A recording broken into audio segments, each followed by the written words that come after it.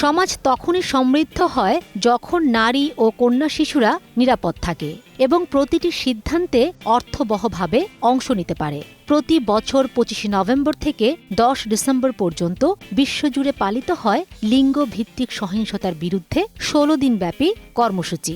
এটি কেবল একটি সচেতনতাই নয়, এটি আমাদের সম্মিলিত অঙ্গীকার। বাস্তবতা অত্যন্ত উদ্বেগজনক।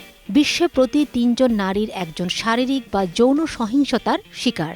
বাংলাদেশের চিত্র আরও ভয়াবহ। জরিপ বলছে ৭০% বেশি নারী ঘনিষ্ঠ সঙ্গীর দ্বারা সহিংসতার শিকার হন। এমনকি ১৮ হওয়ার আগেই প্রায় ৫০% মেয়ের বিয়ে হয়ে যাচ্ছে, যা লিঙ্গভিত্তিক সহিংসতারই একটি নামান্তর। সহিংসতার সীমানা এখন কেবল ঘরের ৪ দেয়ালে সীমাবদ্ধ নেই। অনলাইন হয়রানি, ভীতি প্রদর্শন, ব্যক্তিগত তথ্য ফাঁস এবং এআই নির্মিত ডিপফেক প্রযুক্তি নারীদের জনজীবনে অংশগ্রহণে বাধা সৃষ্টি করছে।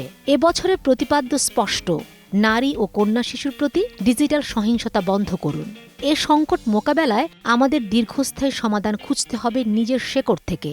আমাদের ধর্মীয় ও সাংস্কৃতিক ঐতিহ্য আমাদের শেখায় সম্মান, সহমর্মিতা ও মর্যাদা।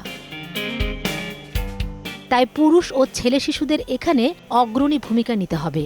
ইতিবাচক পুরুষত্ব চর্চার মাধ্যমে তারা হতে পারে নারী অধিকারের প্রধান সহযোগী।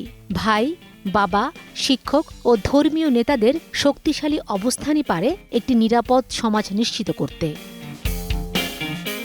বাংলাদেশের জনসংখ্যার অর্ধেকের বেশি নারী। তাদের নিরাপত্তা মানেই গোটা জাতির সমৃদ্ধি।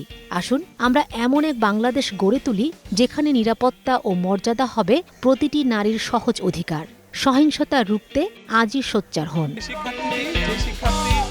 ফাতেমা শিলু, সময় সংবাদ।